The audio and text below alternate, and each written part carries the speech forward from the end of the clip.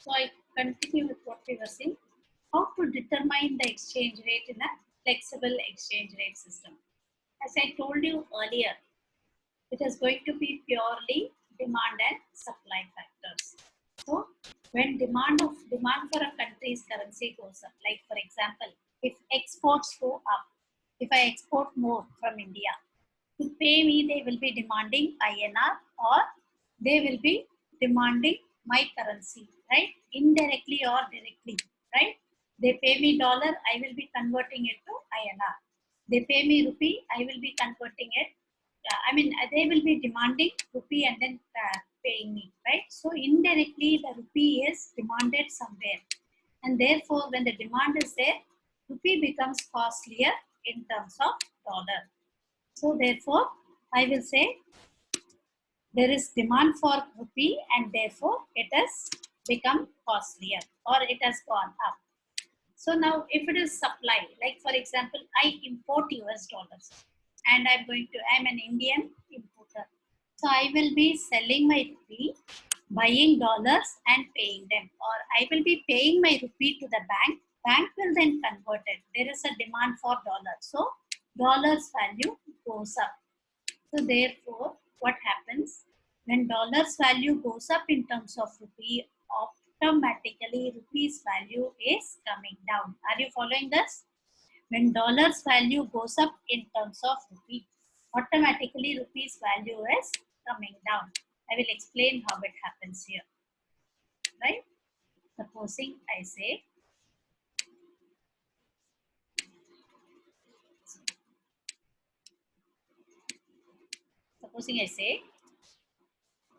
$1 is equal to rupees 100, right? So now supposing there is a lot of imports happening in India and we kept on demanding dollars, and therefore dollars value has gone up to $1 is equal to 101. Okay? Because of the imports that we were making, because of the payments that we had to make to the US, we demanded a lot of dollars. So what happens is now dollars value has gone up in terms of rupee. So now how do I prove this to you?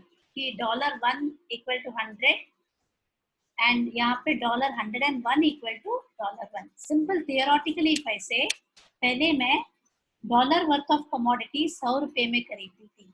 जब demand बढ़ गया $1 का commodity 101 में मैं खरीदती हूँ. Are you following this? Theoretically. If you want to prove this still, if you have a calculator, I will say, take out a calculator. Now, I will take rupee to the other side. $1 by 100, right? By 100 equal to rupee 1. Can I say it like this? I am taking the dollar here. $1 by 100 rupee. 100 को मैं इस तरफ ले रही हूँ तो वो denominator में आएगा. Calculate and see. And $1 by 101 equal to rupee 1. जब महंगा हो गया था, rupee सस्ता हो गया था, so you will see this value will be higher than this value. Are you following? Are you following, all of you?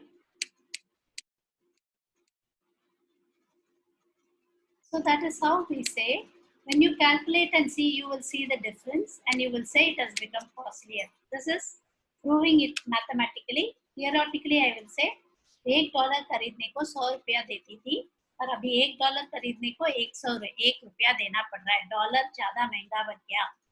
And when I talk in terms of dollar, I was buying $100 rupees when I paid $1. But then now I'm getting 101 rupees when I paid $1, which means rupee has come down in terms of value. Now this is because of demand and supply. We call it as depreciation. जब महंगा होता है, the currency automatically, when one currency depreciates, the other currency appreciates. When one currency appreciates, the other currency depreciates. Are you following? So both happen simultaneously. When I'm talking in terms of rupee, यहाँ पे rupee had depreciated.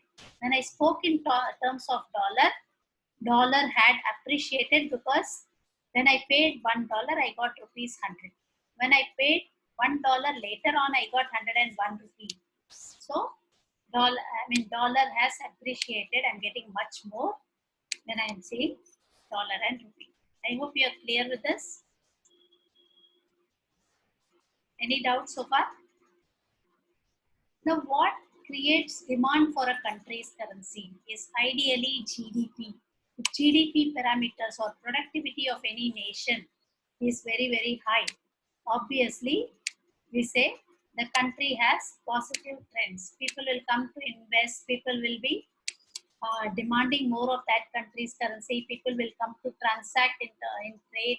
So, therefore, country will be demanding in terms of trade.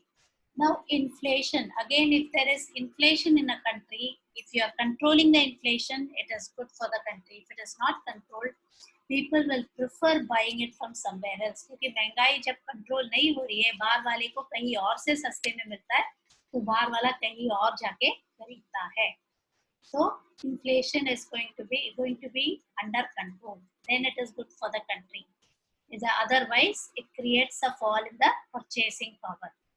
Trade deficit. Again, if a country faces trade deficit where outflows are greater than inflow, the country will have to borrow.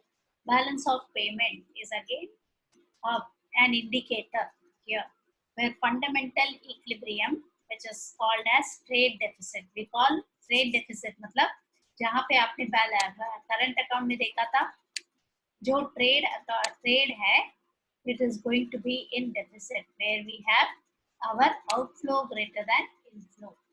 And persistent deficits, the country is going to be forced to borrow. There is no capital accumulation, etc. This is not favorable to any country. Obviously, people will not feel comfortable to invest with you or transact with you. So the demand for your country's currency will also not be there in that case. Following all of you.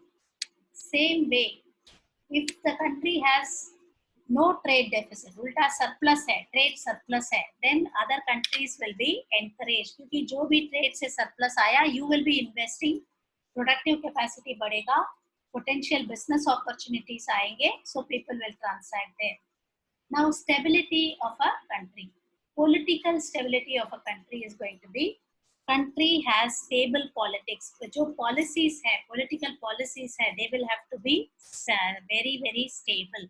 Then only people will come forward to transact with you. Supposing you say, today I will be levying duties on such goods. Tomorrow, again you change the policy, say I will not levy duties on these goods. See, consistent if you are with policies, obviously it will encourage people to transact with you. But if you're not consistent, you keep on changing, like today you will levy duty, tomorrow you will not levy duty, again the day after tomorrow you have some other new policy coming up, then it will make traders or investors very uncomfortable to transact with you. They will say, Roj policy badal raha hai. I'm not comfortable to transact with that country. And apart from that, any kind of government policies like privatization, liberalization, and globalization. This encouraged trade and investment in country like India. Therefore, if the country is more for such policies of privatization means you are calling private sectors to take over. Obviously, it has a lot of potential. Everybody wants to see profitable ventures, so they will invest in that country, they will transact. And if you're going to see liberalization of trade rules, obviously, which means you are removing a lot of barriers in terms of tariffs, quotas, etc. Rules and regulations are very liberal, so people will start transacting with you both in terms of trade and investment. So your country's currency will be in demand and it is a favorable position. On the other hand, if you have only public sector transacting, what will happen is public sector jab transact karta hai, they are more for the people. They will not encourage profitability of many of the concerns. Profit, whatever is earned, goes to the government. Then it is not favorable for foreigners to come and transact with you. stringent trade rules wherein taxes on everything, tariffs on everything will not encourage foreigners to transact with you. Apart from that, forex reserves are countries' savings. If you have more forex reserves, you have enough cushion to meet any kind of uncertain events. So countries will transact with you. If your savings are less, countries feel very, reluctant. Countries are reluctant to transact with you, and therefore demand for your country's currency will go down. Debt burden, again, if a country has a lot of debt, कहीं हर जगह से borrowing है, do you think the country will be able to produce something productive? Capacity पे ध्यान नहीं दे पाएगी. So therefore, debt burden will put a country in debt trap. What exactly is this debt trap? Debt trap means, see, country A has borrowings from, say, country B, right?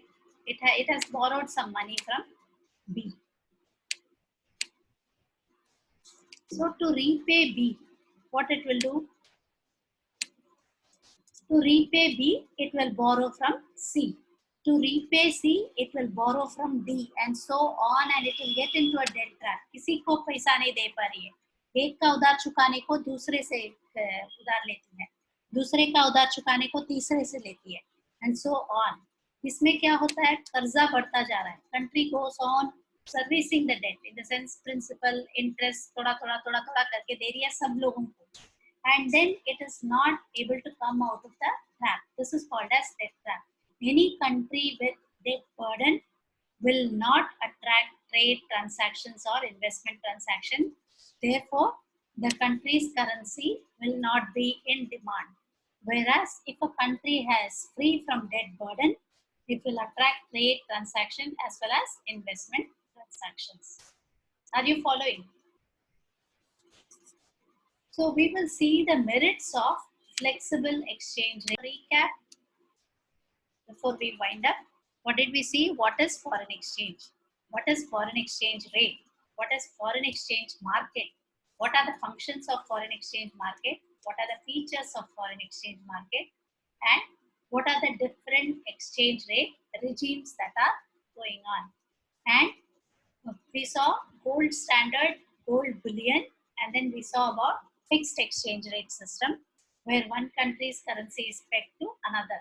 China is a classic example of pegged exchange rate where it had pegged its currency yuan to US dollars, and transactions were taking place in terms of US dollars. This was some time back, and what determines exchange rate in a flexible exchange rate system is demand and supply. We say that it is going to be market forces. And when we said market forces, we spoke about appreciation and depreciation and how to interpret a code. Like we said, $1 equal to rupees 100. It means that to buy a dollar, I need to pay 100 rupees. And then we spoke about certain factors that determine the exchange rate of a country in a flexible exchange rate system. We said GDP, inflation, these are all economic indicators. Trade deficits, stability of a country, and then for government policies, forex reserves, and debt burden. They played a vital role. If these parameters are favorable to a country, obviously a country will have more demand for its currency and its exchange rate also will be favorable. Whereas if they are not in favor, they are unfavorable, its exchange rate will be lesser. So with that, for the day, we will wind up for now and we'll continue in the next class.